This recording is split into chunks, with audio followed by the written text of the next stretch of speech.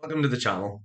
In this video, I'm going to talk about one of the hottest topics in finance right now, and that is Bitcoin.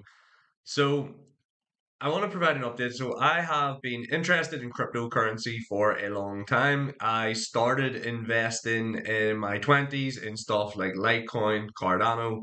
None of it overly worked out, but I had been in the space for a while, bought Bitcoin, sold it, bought it, sold it. And as I learned more about investing, I held off buying it. I really want to point out that I am not a Bitcoin absolutist.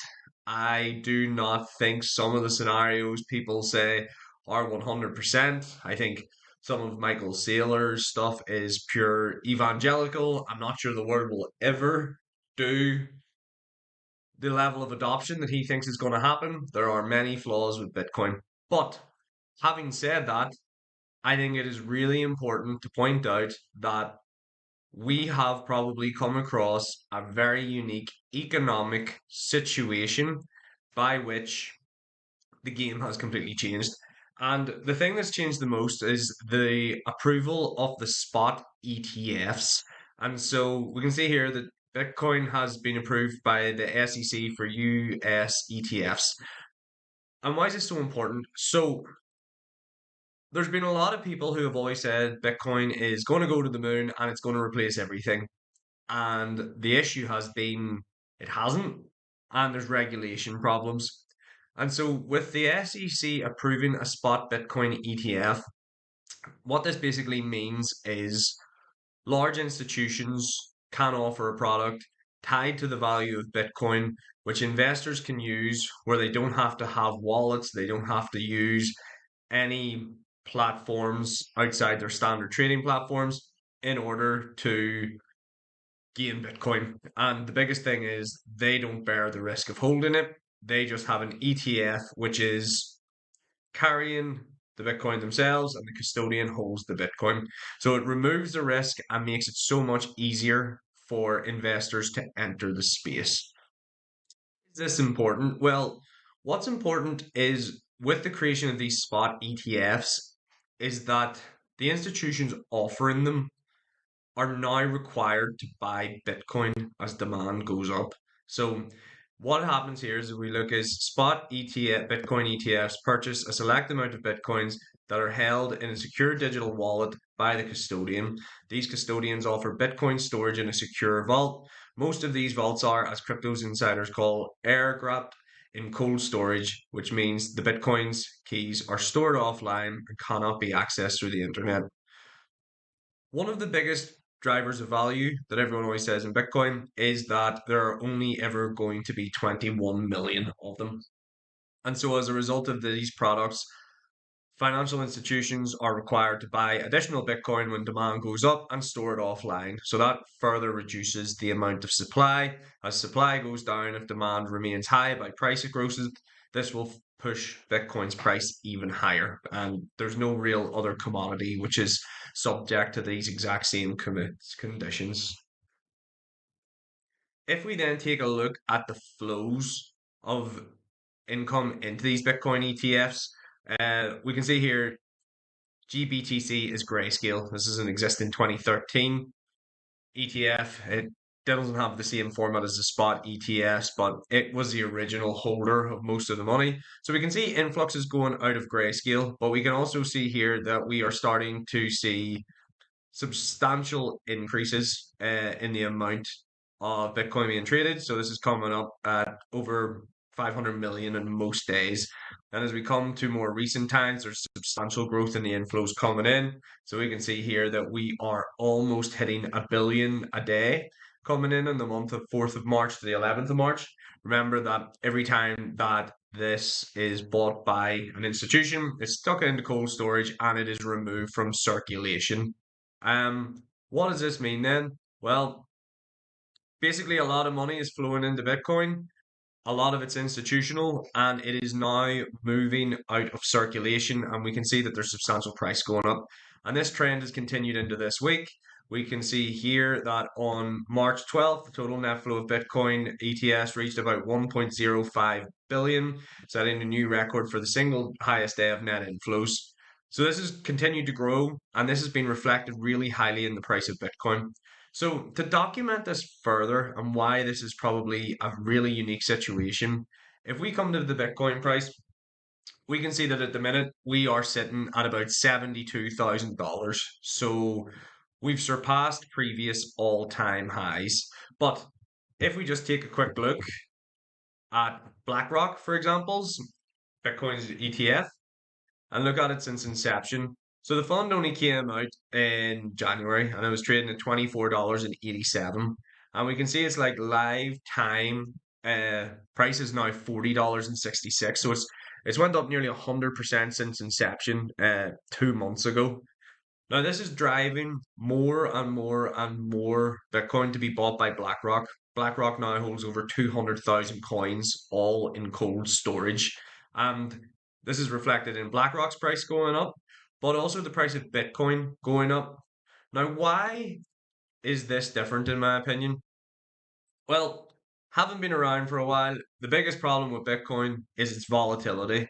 So we can see we have had after 2016 bull runs, 2020 bull runs, and now we're coming to the 2024 bull run. Price goes up and price falls pretty drastically down. It does tend to consolidate higher than it was in its pre-bull run trading prices. It's usually a substantial difference, but there is no doubt these flows up and down are a problem for most investors. So up until all the previous bull runs, most of these coins are held by people who just have some sort of view that Bitcoin's going to change the world. And if they hold on to it, they are going to get rich just by default. Could be right, could be wrong. But if you were sitting and you had bought Bitcoin for a couple of $100 and you were to see, for example, it went to 57,800 and all of a sudden it starts tanking in very quick time down to the 30,000s, there's a good chance you would have sold this. Or if you have the wherewithal to think, it's just going to fluctuate, maybe some people held on, but prices would go up and down, sales would go up and down. This is the first time ever when we're coming to one of these halving cycles where most of these assets are going to be held by institutional investors that are going to put them into cold storage. So they won't be in the market. And my strong assumption on this would be, as we're starting to see this uptick in price, that actually if prices to fluctuate post this bull run, we're probably not going to see the same extremes on the downside. For the reason is BlackRock have just bought 200,000 coins. Why, if they're offering this service for the long time and they want more people to buy in and the fund has been going up massively since inception, would they sell the coins on the flip? They would have to mobilize that. So I think we're moving away from a point where people are going to be selling on whims. And I think the retail investor that holds Bitcoin, who's done well to get to this point, them selling is probably now going to have a much, much smaller impact on the market. So it's been said that the minute Bitcoin, the demand for Bitcoin is about 12 times the supply. And this brings us into the next situation here, which is we are going into a halving cycle. So in April 2024, it will have, and we can see we're only 36 days away from the likely halving. So what this means is the current mining reward of Bitcoin at 6.25 coins will be reduced in half to 3.125. So in essence, the new supply of Bitcoin entering the market every day is going to reduce by 50%. So basic calculation, if there's already a 12 time demand ratio versus supply of Bitcoin, that's going to move to 24 times the demand in 36 days. Price has been steadily going up. Steadily is probably an understatement. And so it's highly likely this is going to go up again. It is likely that more institutional players are going to get involved rather than less, and more and more and more of the network is then going to be held by users who don't actively trade it. The value of the coins, because of the lowered supply, are going to go up even further. And so, for that reason, without going into any of the use cases and any of the adoption of Bitcoin, I think this is a completely unique scenario by which Nothing like this has ever been seen before. Don't know if in 4 years' time we'll see it again. It could be that it just continues and continues. But for me, the numbers on this seem like it's gotta go up, and the downside is probably greatly reduced. And for that reason, without going into any of the key features of Bitcoin, I think this is a bet that I can't afford not to be involved in. And for that reason, will be allocating more of my portfolio towards Bitcoin before the halving. Um, it could be manic after that. We will see. It could not, and it could go the other direction, in which case the boom and bust cycle for me isn't sustainable. But all evidence seems to support an increase on the price side. And if it was to raise to 1 million or 1.5 million a coin, like Kathy Wood saying by 2030, um, I don't have enough money to miss out on that. So I am going to join in and see what happens. Hopefully this video was useful. If you did think it was useful, feel free to like and subscribe. Any questions, feel free to bring them up. I would love to discuss this further. Like I say, I'm not 100% convinced on the use cases, but I think this is a very unique market situation that it would be stupid to miss.